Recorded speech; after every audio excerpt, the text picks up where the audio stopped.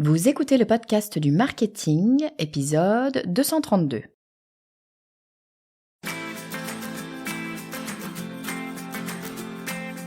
Bonjour et bienvenue.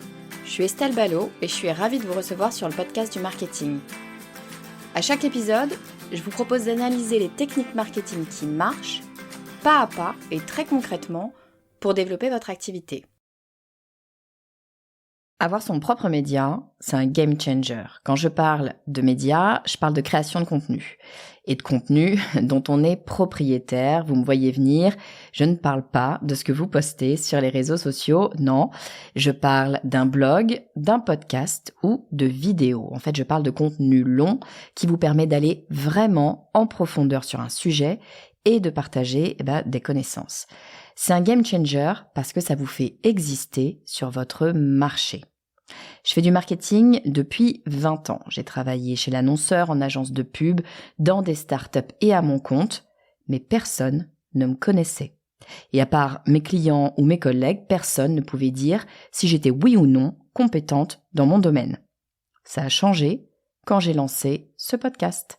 Parce que le podcast du marketing, c'est une vitrine qui me place comme l'une des références du marketing en France. Ça fait bizarre à dire, parce que je crois pas être meilleure que beaucoup d'autres. Je suis pas mauvaise, attention, mais pas meilleure non plus. En revanche, quand on écoute des podcasts business, on me connaît et on m'identifie comme une spécialiste du marketing. Créer du contenu m'a rendu visible sur mon marché. Bon, donc créer du contenu, c'est un game changer, sauf que ça prend du temps et de l'énergie. Et le piège dans lequel on est nombreux à tomber, moi y compris, c'est de passer beaucoup de temps à produire du contenu et très peu à communiquer sur ce contenu. Sauf que si on ne sait pas que le contenu existe, personne ne viendra le consommer. Tout le travail qu'on aura fait tombe à l'eau. Hors de question de laisser les choses comme ça, alors j'ai fait appel à un autre podcasteur qui a une méthode infaillible pour rendre son contenu visible. Ça vaut pour les podcasts et ça vaut pour tous les contenus longs.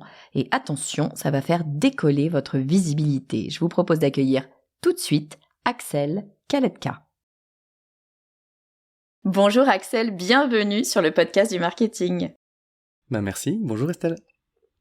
Écoute, je suis très contente de te recevoir. On se suit, on se voit dans le milieu du podcast puisque toi aussi, tu as un podcast. Et aujourd'hui, je t'ai demandé de venir nous rejoindre sur le podcast du marketing pour parler d'un sujet qui est super important. Et effectivement, on en parle un petit peu de temps en temps, mais en tout cas, moi, sur le podcast du marketing, j'ai jamais véritablement creusé le sujet. Ça va m'intéresser pour moi aussi parce que même si je vois bien ce que j'ai à faire, la réalité, c'est que je le fais pas très bien. Donc ça va vraiment m'intéresser. On va parler de contenu, mais on va surtout parler de comment est-ce qu'on fait pour distribuer notre contenu. Avant qu'on rentre dans le détail du sujet, Axel, est-ce que tu peux me dire qui tu es et ce que tu fais ? Ouais, écoute, avec plaisir. Déjà, merci beaucoup pour l'invitation sur le podcast. Tu l'as dit, j'en ai un aussi, et puis le tien a servi de modèle quand j'ai lancé le mien il y a quelques années. Donc, je suis ravi d'être à ton micro. Moi, donc Axel, j'ai 34 ans, je suis à Marseille, je suis papa de deux petits garçons qui ont 4 ans et demi, des jumeaux, et du coup, quand ils me laissent un petit peu de temps, je fais du marketing. Ça fait 10 ans que je fais du marketing et de la com, peut-être un peu moins. J'étais responsable market pour un éditeur de logiciels B2B qui est basé à Marseille, et ça fait 2 ans, un peu plus de 2 ans que je suis indépendant. Donc maintenant, moi j'ai créé le Café du Market, qui est une communauté privée réservée aux marketeurs B2B, une communauté d'entraide. Et j'ai lancé aussi mon podcast, tu l'as dit, le Café du Market, qui aborde des sujets marketing B2B essentiellement. Voilà un petit peu rapidement pour le sujet. Et puis si on va parler de contenu ensemble, c'est parce que moi c'est ma dominante, tout simplement. C'est l'inbound marketing, le contenu, que ce soit d'ailleurs pour nous en tant qu'indépendants ou pour les entreprises, aujourd'hui c'est difficile de faire sans, quoi. Ouais, alors là, je te suis, mais à 2000%. Moi, l'inbound marketing, je me lève, je respire, je dors inbound marketing. Je suis en train d'écrire un bouquin sur l'inbound marketing. Bon, ça fait juste 2 ans et demi que je suis en train d'écrire ce bouquin, donc il a un petit peu de mal à sortir. Mais il sortira à un moment donné. Faut que je le relise, là, en ce moment. Mais c'est sûr que l'inbound, la création de contenu, le fait d'attirer ses clients à soi, etc., c'est véritablement une stratégie ultra pertinente et pertinente pour plein de types de business différents.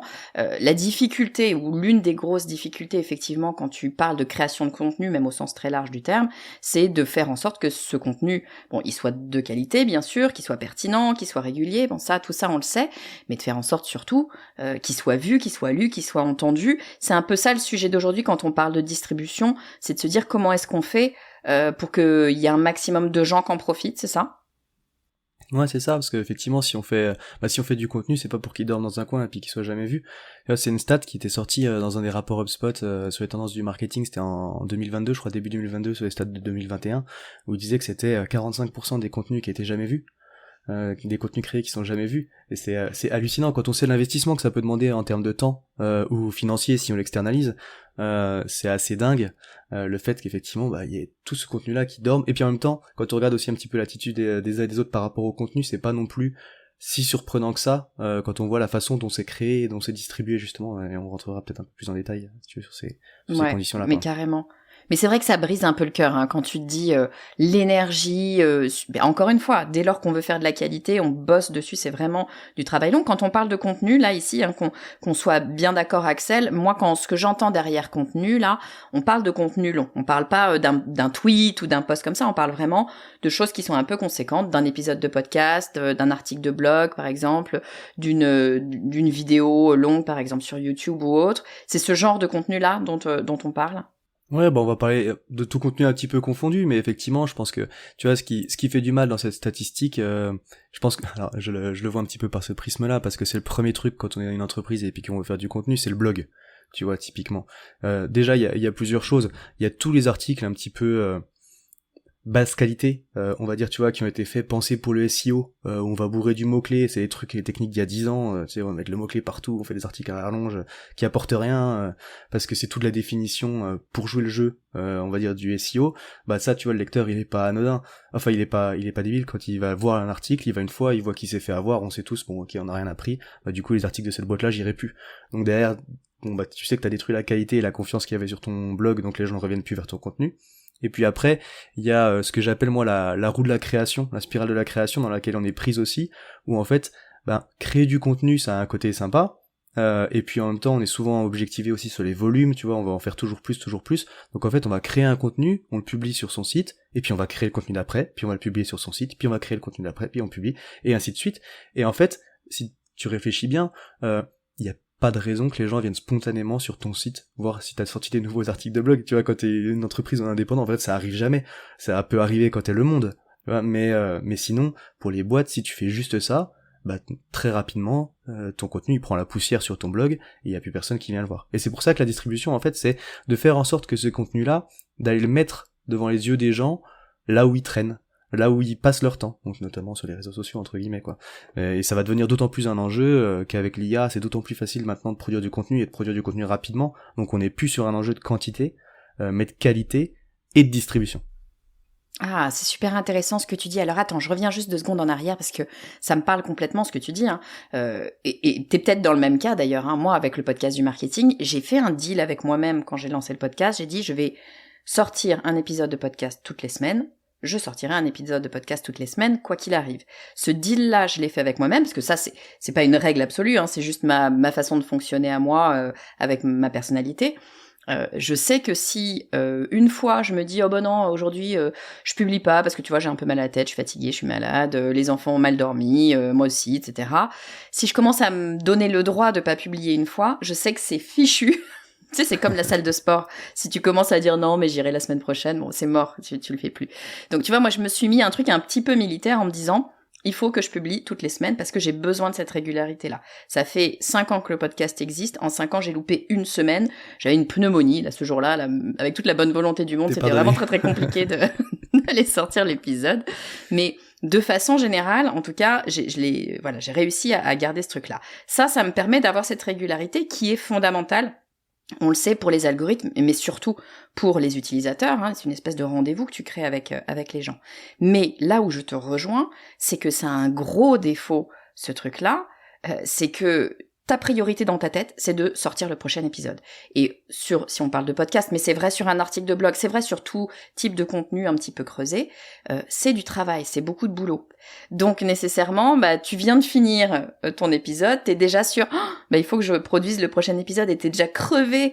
Moi je le dis, et c'est pas bien, mais je le dis, je finis en général. Je sors mon épisode le jeudi matin, début de matinée, et il a été fini de monter à 2h du matin pendant la nuit. En général, c'est ça. C'est pas bien. Il faudrait être beaucoup mieux organisé que moi, mais bon, ça fait comme 5 ans que ça dure comme ça, donc écoute, on va continuer. Mais la réalité, c'est que il y a cette fameuse roue dont tu parles, un peu cette spirale de je dois produire, et du coup, ma priorité c'est de produire et c'est pas de distribuer. Et ça, je te rejoins, c'est une erreur parce que finalement, on fait beaucoup de boulot pour produire, mais on le permet pas à tout le monde de le voir. C'est ça le fond de l'histoire. Ouais, c'est exactement ça. Mais tu le dis, en fait, alors il y a un adage qui dit, on aime bien dire que le contenu c'est 20% de création et 80% de distribution. Après, sur le podcast, il y a des formats qui, de toute façon, les algorithmes sont faits comme ça, que ce soit sur LinkedIn, sur YouTube, les algorithmes des plateformes de podcast et tout. La régularité est récompensée. Donc, si tu postes un podcast une fois tous les mois, t'auras du mal à faire grossir ton audience. Donc, c'est aussi ça le jeu. Par contre, c'est derrière de se dire, quand je publie un épisode de podcast, peut-être que je vais en tirer 2 posts LinkedIn, tu vois, je vais faire un post de promotion et puis je vais faire un post avec la matière, on va dire, tu vois, du podcast que j'aurais transposé à l'écrit, et puis peut-être que t'as une newsletter que tu vas pouvoir faire partir aussi, et puis d'un coup, tu vois, tu passes d'un podcast où tu vas faire 1000, 2000, 3000 écoutes, je sais pas exactement quelles sont tes audiences, tu vois, mais d'un épisode isolé qui va faire, disons, 1000 écoutes, à un épisode qui fait 1000 écoutes, plus un post LinkedIn qui va faire 2500 impressions, plus un autre post LinkedIn qui va refaire 2500 impressions, et une newsletter que tu envoies à 5000 personnes. Et du coup, t'as augmenté d'un coup la portée de ton contenu. Déjà, de toi, tu rentabilises tes efforts de création, et en plus, tu fais savoir au monde aussi qu'il y a cet épisode de podcast-là, sur LinkedIn, là où les gens passent du temps, et dans ta newsletter, pour ceux qui sont abonnés, enfin voilà, sur les différents canaux. Donc c'est, effectivement, moi c'est pareil sur le podcast, on sort un épisode par semaine, c'est une discipline, et le contenu c'est une discipline, mais si tu veux que ça croisse et en tirer le maximum, des fois, j'ai presque envie de dire, est-ce qu'on mériterait pas de prendre un petit peu plus de recul en disant une fois toutes les 2 semaines, tu vois, et puis de plus capitaliser sur ce qu'on fait dans le podcast, quoi. Enfin, on en parlera, mais du coup, effectivement, c'est cette logique-là qu'il faudrait essayer d'avoir autour du contenu pour en tirer le maximum. Ouais, c'est un peu ce petit effort en plus qui va permettre d'amplifier vraiment la création le contenu qu'on a créé. Évidemment, ça demande encore un petit peu plus de discipline et encore un petit peu plus de temps et de ressources, mais ça va nous permettre, comme tu le disais, d'avoir les vues sur LinkedIn, plus la newsletter, plus ceci, plus cela, et ça va venir faire croître l'audience globale de notre contenu de façon générale. Bon, ça, moi, je suis d'accord avec toi et j'ai envie de te dire, oui, c'est sympa, Axel, ce que tu me dis là, mais on s'en doute un petit peu. On le sait que il faut créer du contenu, puis après il faut le distribuer. Ok, la réalité, c'est que je le sais, je le fais pas. Et si moi je le sais, je le fais pas, ou je le fais mal, je me dis que je dois probablement pas être la seule, qu'il y a plein de gens qui doivent être dans le même cas et qui se disent il faudrait que je distribue plus, mais en fait, je prends pas le temps de le faire. Est-ce que, Axel, toi t'as une méthode, ou tu vois, quelque chose qu'on peut suivre, sur lequel on pourrait se rattacher peut-être, qui peut nous aider à nous organiser mieux et à prendre ce temps finalement qui va nous permettre d'amplifier la visibilité?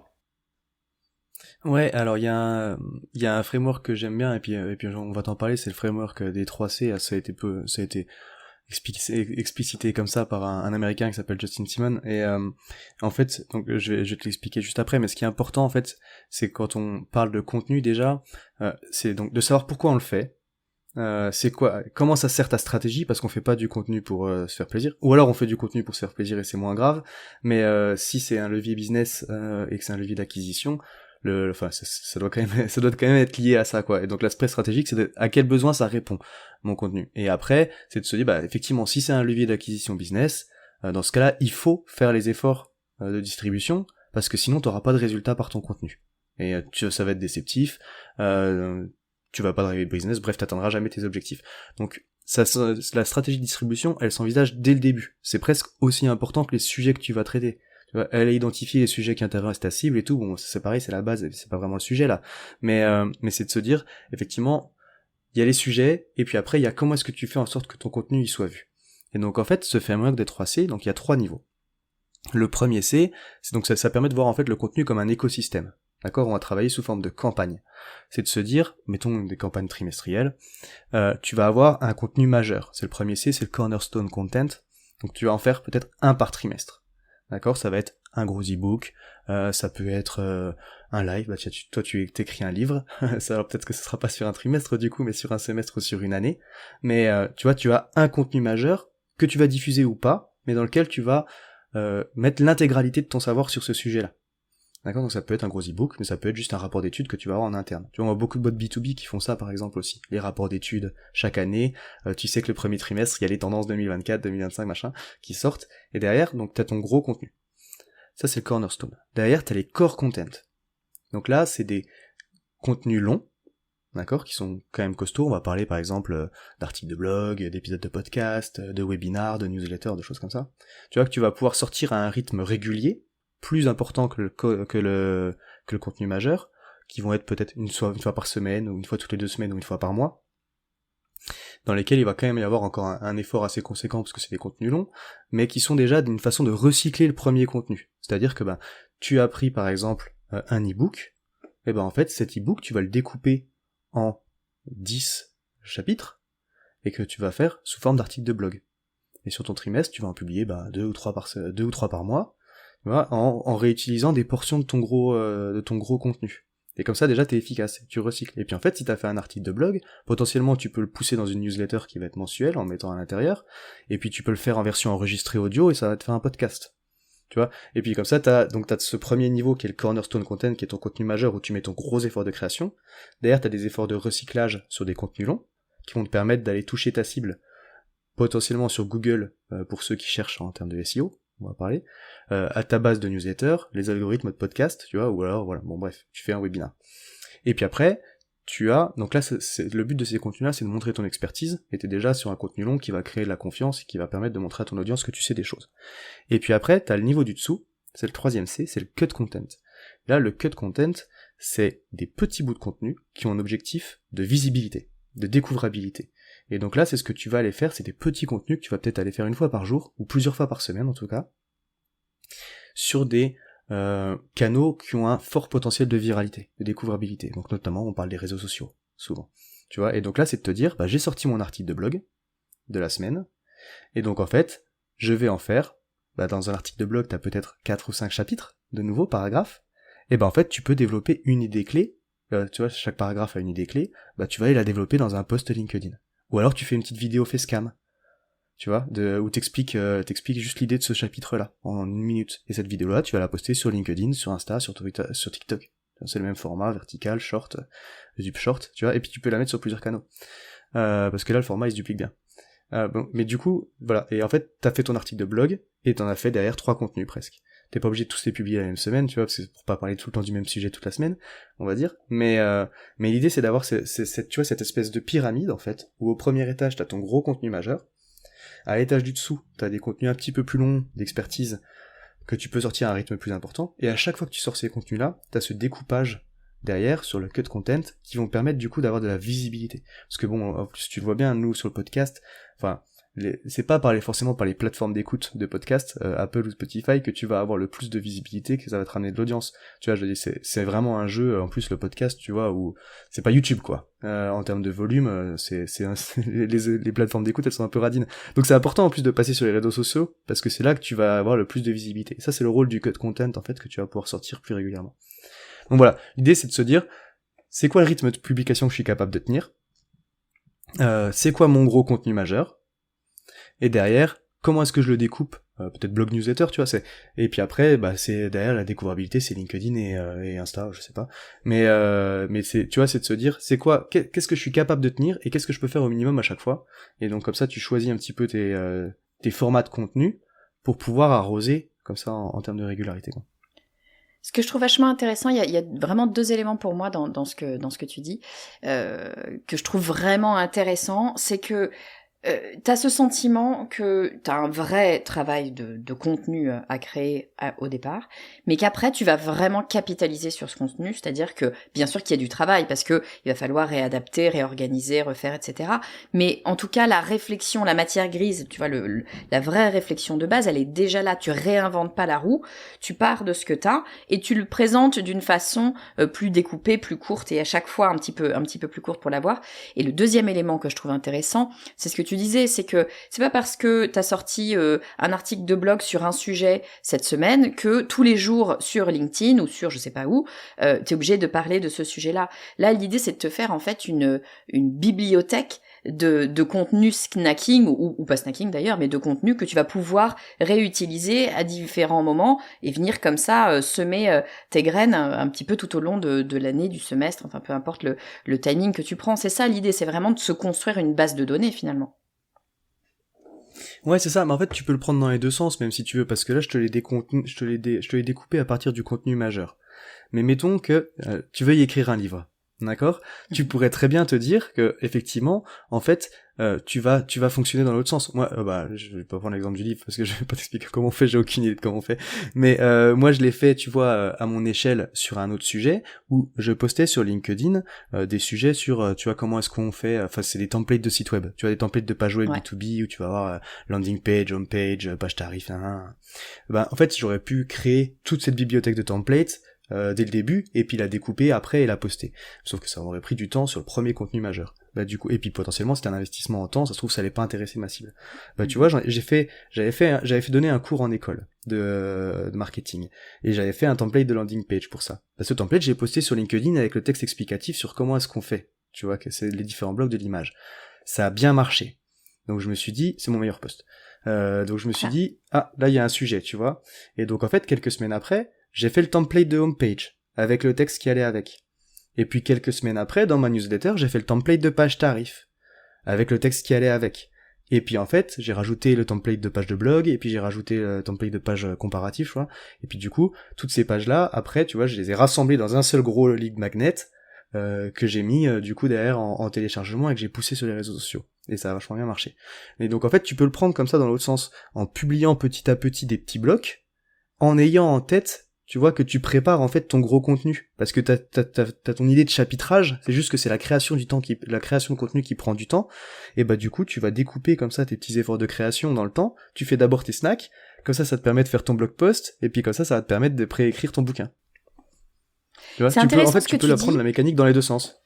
Exactement, ouais. Et j'aime beaucoup, moi, cette idée un peu de test aussi, de se dire, bah attends, de faire un gros contenu, ça prend du temps, ça prend de l'énergie, et ce serait bien quand même que ça intéresse des gens. Si je suis pas sûre de mon coup, après tout, on sait pas toujours, hein, parfois on sait, mais parfois on sait pas. C'est intéressant de tester. Et ce que tu me dis là, ça me fait penser à une strat d'Alex Hormozy. Tu sais, Alex Hormozy, c'est un de ces gros gourous américains du marketing dont on entend beaucoup parler en ce moment, et à juste titre, hein, il fait des choses, on est d'accord ou pas d'accord, mais en tout cas vachement intéressantes d'un point de vue marketing. Et l'une des stratégies dont il parle, que j'ai trouvé d'une simplicité assez foudroyante et évidente, quand il a une idée, donc il note toutes ses idées qui lui viennent peut-être au cours de la journée, et en fait il fait des tweets. Mais vraiment, il se casse pas la tête, des tweets ultra basiques de vraiment quelques mots, et il regarde ce qui marche. Et les tweets qui font réagir, bah, il se dit, ok, là, il y a un sujet, et il va développer, exactement ce que tu viens de dire, il va aller développer peut-être un post LinkedIn qui va être un petit peu plus travaillé, et puis si ça continue de marcher, il va aller développer un article de blog, etc. Et il va remonter la pyramide dans l'autre sens. Donc vraiment super intéressant, effectivement, d'avoir cette double entrée et ce double chemin, finalement, du haut vers le bas et du bas vers le haut. Ouais, moi je pense que ça dépend aussi pas mal, tu vois. Enfin, si t'es indépendant ou si t'es une entreprise, t'abordes aussi peut-être pas le sujet de la même façon.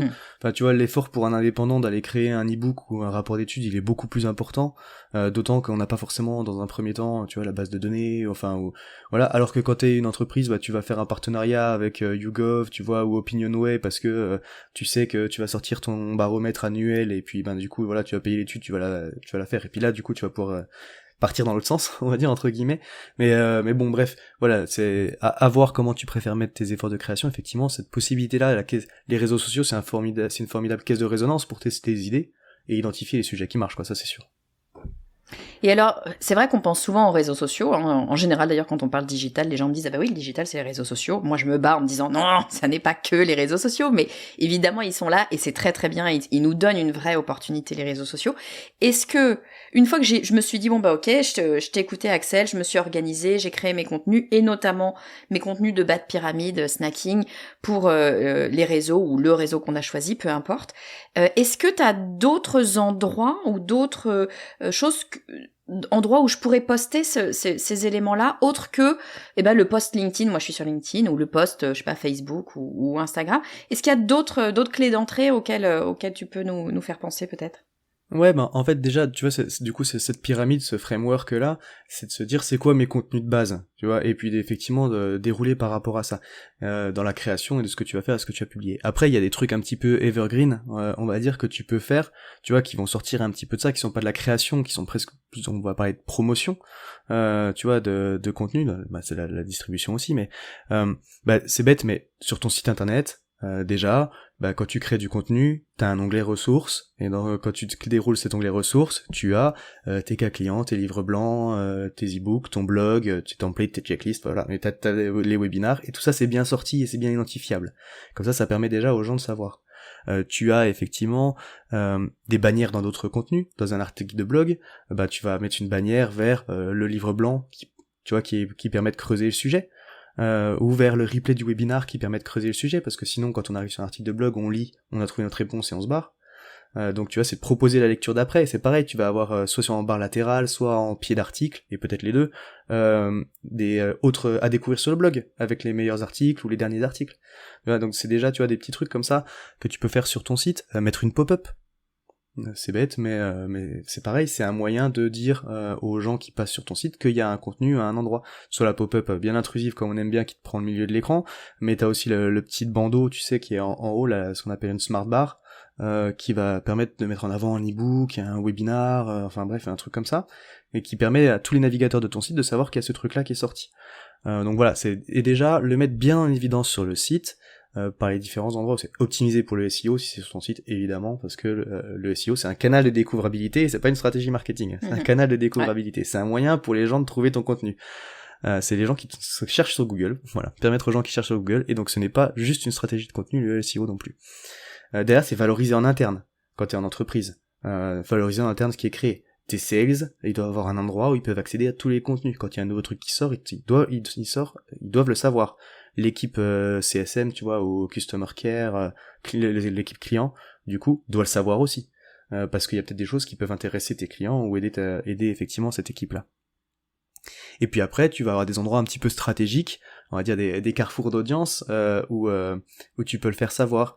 Tu vois, du coup, toi, moi, le podcast, il est sur ma page LinkedIn. Sur mon profil LinkedIn, dans la rubrique Ma sélection, tu as effectivement le podcast, la newsletter, tu as les principaux contenus.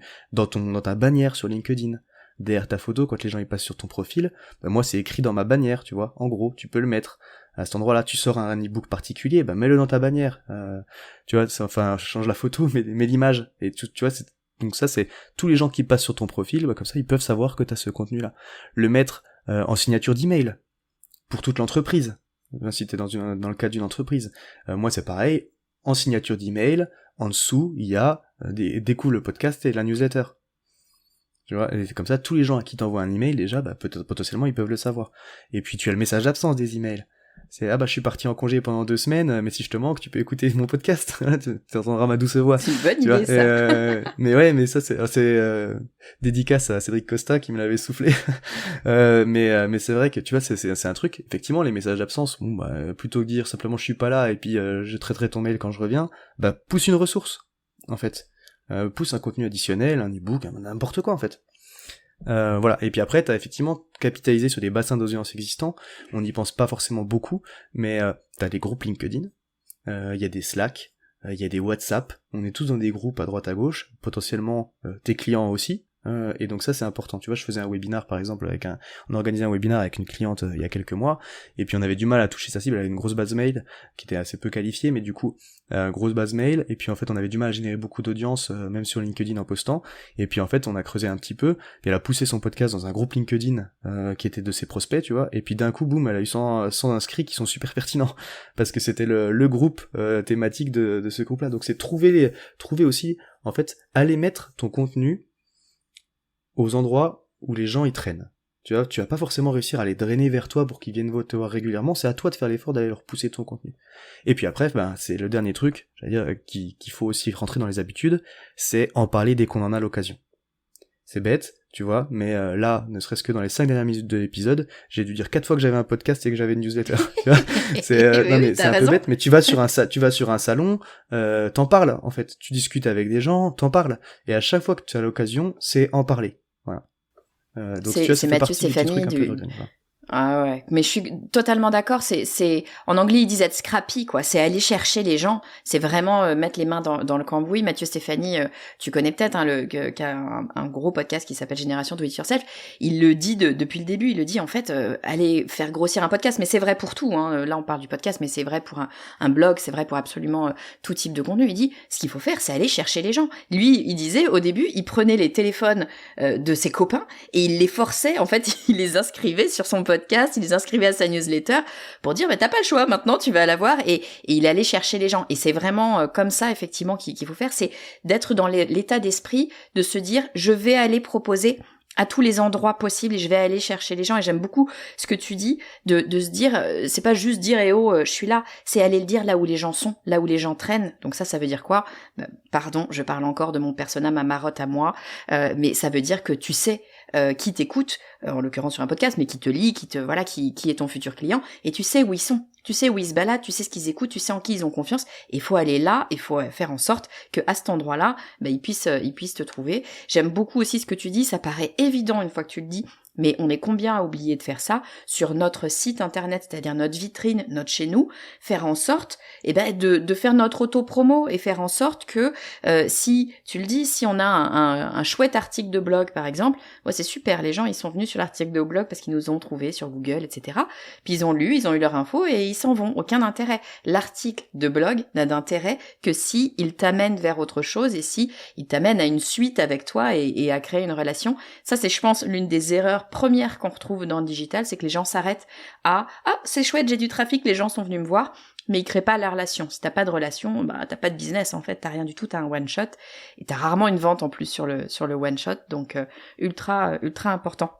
Axel, je vais essayer de résumer ce que tu nous as dit vraiment en une minute, juste pour un petit peu nous rafraîchir l'esprit. Bon, d'abord, tu nous dis, attention, tu nous rappelles que c'est bien beau de créer du contenu, c'est important de créer du contenu, mais alors il va falloir faire en sorte de le distribuer pour que les gens puissent le voir. Et tu nous donnes une stratégie, un framework, qui est le framework des 3 C. Les 3 C, c'est quoi? C'est une pyramide. Premier C, c'est le cornerstone content, donc c'est le gros contenu. Par exemple, un contenu semestriel où on va aller vraiment creuser, pousser, faire un gros travail de recherche. Et puis après, on va descendre un niveau. On est au 2e C. Le 2e C, c'est le core content. Donc là, on va faire du contenu poussé, typiquement un article de blog, un épisode de podcast, que sais-je. Mais voilà, où on va venir découper, prendre des éléments qu'on avait, parce que c'est ça le fond de l'idée, qu'on avait déjà dans notre tout premier gros contenu qui est le contenu central. On va aller chercher des gros éléments qu'on va pouvoir réutiliser, recycler. Donc tu disais par exemple un contenu par semaine, un article de blog par semaine qui va venir de ce gros contenu. Et puis on arrive ensuite au 3e C qui est le cut content, qui est un peu le snacking, qui est typiquement les éléments de réseaux sociaux où on va venir comme ça piocher et on va pouvoir avoir pourquoi pas un contenu par jour finalement assez facilement, parce que encore une fois, on ne vient pas tout créer, tout réinventer, on ne réinvente pas la roue, on vient prendre des éléments dont on a déjà parlé, puis on les travaille différemment, on les présente. Si on parle des réseaux sociaux, on peut utiliser par exemple les différents formats des réseaux sociaux, le carrousel, l'image, la vidéo, etc. Puis on vient comme ça décliner. Autre idée que tu nous donnes et que moi j'aime beaucoup, c'est de se dire, on n'est pas obligé de le faire de façon chronologique, tout ça. On peut se créer une espèce de base de données de contenu. Et ça, moi, j'aime beaucoup cette idée parce que je pense qu'on est nombreux à se dire, ah là là, les gens, ils vont en avoir marre de m'entendre parler de tel sujet comme ça pendant une semaine. Bon, déjà, c'est souvent une fausse idée parce que tout le monde ne nous voit pas, comme tu dis. Il y a que finalement peu de gens qui voient notre contenu, donc faut se sortir un peu ça de la tête. Mais c'est vrai qu'à un moment donné, on peut se dire, moi j'ai envie de pouvoir comme ça diluer mon message, le présenter de façon un petit peu plus agréable et plus facile. Là, ton système de base de données, de se dire, voilà, à chaque fois que je crée du contenu, je crée des sous-contenus et des sous-sous-contenus, et pouf, je me crée une espèce d'énorme bibliothèque. Et autre technique que tu nous dis, c'est que ça, on peut utiliser cette pyramide de façon descendante, du contenu principal vers du snacking, mais on peut aussi l'utiliser dans l'autre sens, aller tester des choses par exemple avec du cut content et puis venir grossir des éléments qui étaient pertinents, qui nous ont montré que c'était intéressant. Et puis après, tu nous dis, une fois qu'on a mis ça en place, ce qui est quand même une super, pour le coup, merci, parce que je trouve que c'est vraiment une stratégie simple à mettre en place qui va nous faire gagner du temps et qui est facile, en fait, finalement, à suivre si on décide de la suivre. Après, il faut le faire, hein, mais si on décide de la suivre, en tout cas, c'est pas compliqué.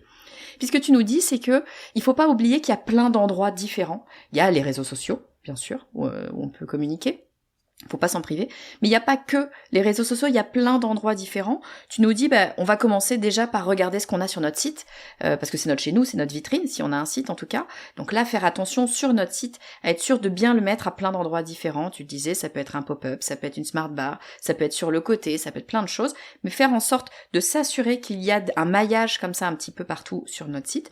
Tu dis aussi, il faut en parler aux équipes. Si on a une équipe, si on travaille avec une structure, il faut s'assurer que toute l'équipe est au courant et que toute l'équipe sait comment communiquer, peut communiquer, a le droit de communiquer, peut prendre le temps de communiquer. On parle souvent d'employee advocacy, c'est ça, c'est leur donner le droit aussi de le faire et les moyens de le faire, c'est ultra important.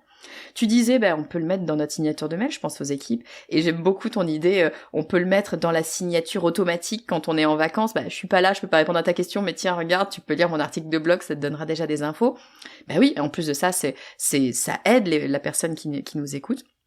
Et puis, tu le dis, évidemment, on peut mettre sur les réseaux sociaux, mais les réseaux sociaux, ça n'est pas que poster sur les réseaux sociaux. Les réseaux sociaux, c'est aussi aller aux endroits où se trouve notre audience, et ça, c'est ultra pertinent, notamment les groupes. Les groupes, c'est une mine d'or qu'on sous-utilise bien souvent. Allez sur les groupes, trouvez les groupes sur lesquels se trouve votre audience, allez partager sur les groupes. Faites pas, alors moi je le dis perso, faites pas la promo directe comme ça parce que vous allez vous faire sortir du groupe assez rapidement, mais allez-y réellement, passez du temps sur ces groupes et vous allez voir que ça va vous donner énormément de choses. Merci beaucoup Axel, j'ai essayé de résumer en 2 secondes tout ce que tu nous as dit, mais vraiment c'est une mine d'informations ce que tu nous as donné, et je vais être honnête avec toi, et pourtant je fais ça depuis longtemps, tu vois, la création de contenu, là ça fait 5 ans que je fais ça quasi à temps plein, et je me suis pas encore créé, alors j'ai bien sûr certains frameworks, certaines habitudes, je pense comme tout créateur de contenu, mais là tu vois, la discussion avec toi ça me donne vraiment envie de créer un truc beaucoup plus construit et de me faire cette fameuse base de données que je me dis qu'il faudrait que j'ai depuis si longtemps, avec 220 et quelques épisodes, je me dis qu'il y a une sacrée base de données à faire. Oui, donc écoute, je vais m'y mettre, ça y est. Là, tu vois, je pense que vraiment, c'est une super idée que tu nous donnes ici. Donc, merci beaucoup, Axel. Si on veut en savoir plus sur toi, si on veut, pourquoi pas travailler avec toi, si on veut savoir ce que tu proposes, si on a des questions, peut-être à te poser, où est-ce qu'on peut te retrouver, Axel, dis-moi. Du coup, moi, je suis assez actif sur LinkedIn. Déjà, s'il y a des questions, je les prends, j'essaie de répondre à tout le monde, normalement, donc il n'y a pas de souci, LinkedIn, Axel Kaetka. Et puis après, j'allais dire le café du market.fr, du coup, c'est mon site, il y a le podcast, il y a le lien vers le podcast et la newsletter aussi, où il y a du contenu, notamment autour de ces sujets-là. Donc voilà, s'il y a des questions, c'est par là qu'il faut aller. Écoute, génial. Évidemment, je mettrai les liens dans les notes de l'épisode, comme d'habitude. Merci beaucoup, Axel. T'es le bienvenu quand tu veux sur le podcast du marketing. Attention aux propositions. Merci, Estelle. C'était un plaisir de venir. C'est trop cool. À très vite, alors. Salut. Axel, merci beaucoup d'avoir partagé ta méthode avec nous. Moi, j'adore l'idée, en fait, d'avoir une vraie méthodologie pour faire des choses qu'on n'a pas forcément toujours envie de faire, on va se le dire. En tout cas, moi, là je parle pour moi, mon truc c'est de créer le contenu. Le communiquer, pourtant je suis dans la communication, mais voilà, le faire en sorte que tout le monde le voit, quelque part, ça me casse un petit peu les pieds. Une fois que j'ai créé le contenu, j'ai l'impression que j'ai fait mon job, j'ai fait ce que j'avais à faire. Oui, mais manque de peau, pas tout à fait. Alors j'aime beaucoup l'idée d'avoir une méthode parce que ça me permet de placer dans mon agenda le temps nécessaire pour faire les choses, et je suis la méthode, je ne me pose pas de questions, les choses avancent et le travail est fait. Donc merci à toi Axel, je vais mettre en place ta méthode pour pouvoir plus partager, parce que jusqu'à maintenant, on va se dire les choses, s'il est vrai que je ne partage pas assez les contenus qui sont produits sur le podcast du marketing, dont les choses vont changer. Si vous avez aimé cet épisode, et si de façon générale vous aimez le podcast du marketing, c'est certainement que vous êtes en train de développer votre marque, que vous avez mis en place probablement des choses, mais tout n'est pas absolument parfait. Moi, ce que je vous propose, c'est un challenge. Alors non, c'est pas un challenge qui vous vend un truc, c'est juste un challenge entre vous et moi où je vous propose 5 jours pour travailler sur votre stratégie. Je vous envoie un email par jour avec une piste de réflexion. C'est rapide, c'est direct, c'est un truc à travailler par jour, ou en tout cas une piste de réflexion pour faire avancer votre business. Si ça vous tente, il vous suffit d'aller sur lepodcastdumarketing.com/5 jours. Je vous dis à très vite.